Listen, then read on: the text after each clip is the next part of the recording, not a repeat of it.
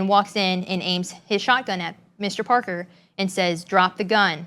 And Parker says, "No, I'm not going to do it."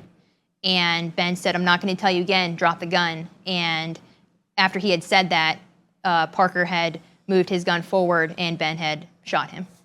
So to break all this down, there should have been a perimeter set around the house. These officers shouldn't have gone in with somebody that they knew had a gun, who was basically threatening suicide, but who knows? There's been a lot of incidents, especially in the last several years, with this war on cops, where people call law enforcement, bait them into a situation, ambush them. So there was already a failure of protocol here. Right. He goes in, he sees a female officer not protecting herself with a man who has a gun. Right. Who very quickly and very easily could have turned that gun on her or the other officer.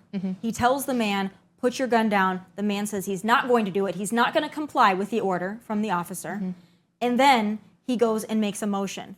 Right. Now, for those armchair quarterbacks, it's easy for them to say, "Oh, well, you shouldn't have shot him. He was just going to shoot himself." Until you're in that position, like we are from you to me, with somebody with a loaded gun who then makes a move. So then that officer, this being your husband, in any case, any officer, has to make that split-second decision.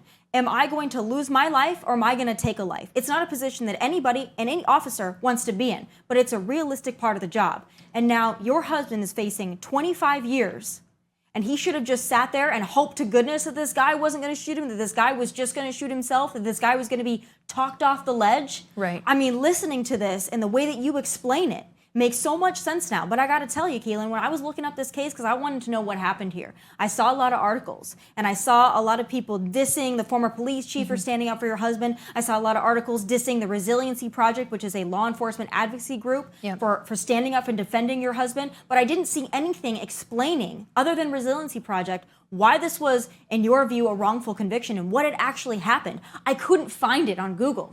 I couldn't find it in my research until you told me today. Right. That's part of the problem here.